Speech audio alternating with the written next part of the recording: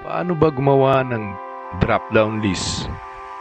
Pero bago natin simulan, huwag kalimutang mag-like at subscribe at pindutin na rin ang notification bell para updated ka sa lahat ng mga susunod na video.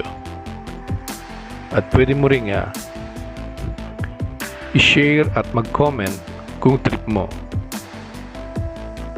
Dito sa sample natin na table, meron tayong name, address, sex, transformer rating.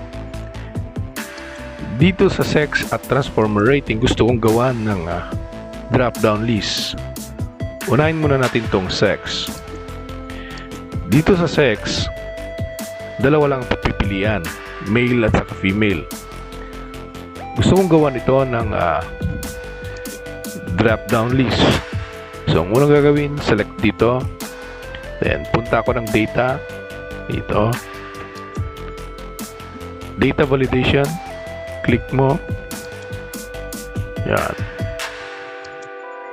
At magpapakita itong data validation window. Dito sa settings, punta ka dito sa my list. Then, pwede mo rin siyang i-type. At yung susunod na sample natin mamaya ay isa-select na lang natin yung range. Pero dito, dahil dalawa lang naman sila, pwede nating i-type. Yan.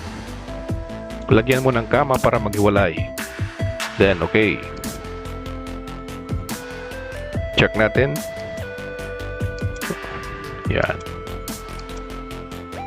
At kung gusto mo namang kopyahin yung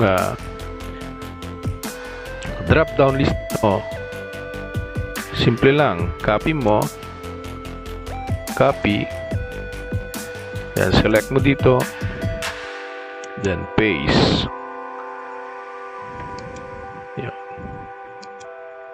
Yan. Pwede na.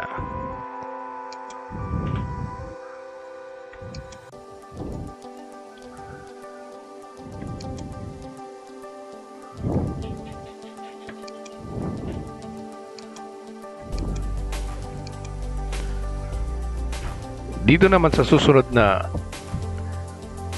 sample natin sa transformer rating, may hinanda na akong transformer data dito sa sheet na to. Gusto kong magpakita itong anim na to dito sa my transformer rating.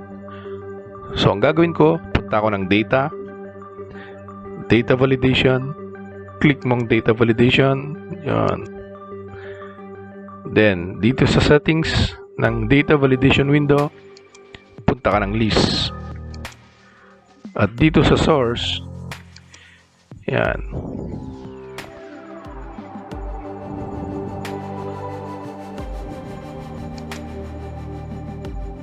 transformer data kung saan yung ating kukuning mga data.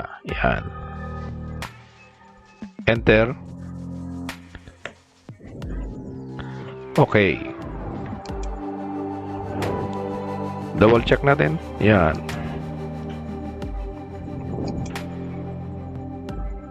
Nandyan na lahat yung data na select natin.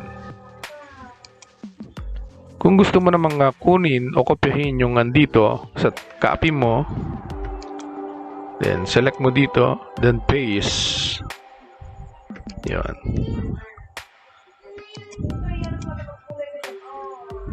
Check natin, meron na. Halimbawa naman, nag-input ka dito ng wala sa drop-down list. Halimbawa, 100 kVA.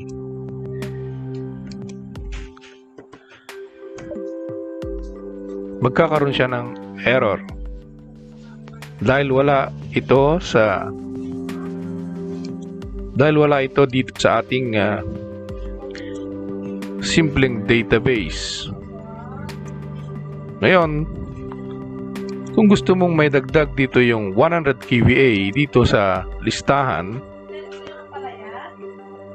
gawin natin dito, magdagdag tayo ng 100 kVA.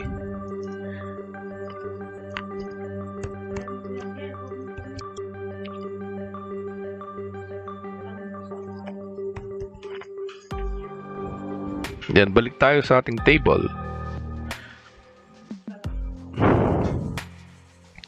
Yan, select all natin to. Punta tayo ng data, data validation.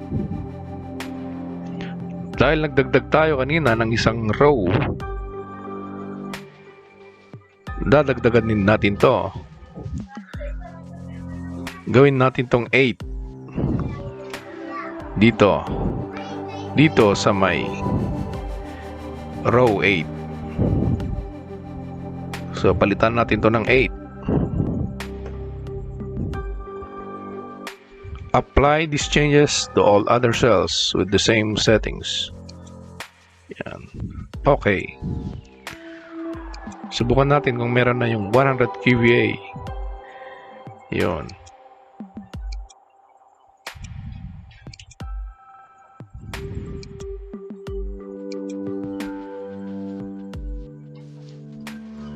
Maraming salamat sa panonood at pakikinig ng aking simpleng drop-down list lecture.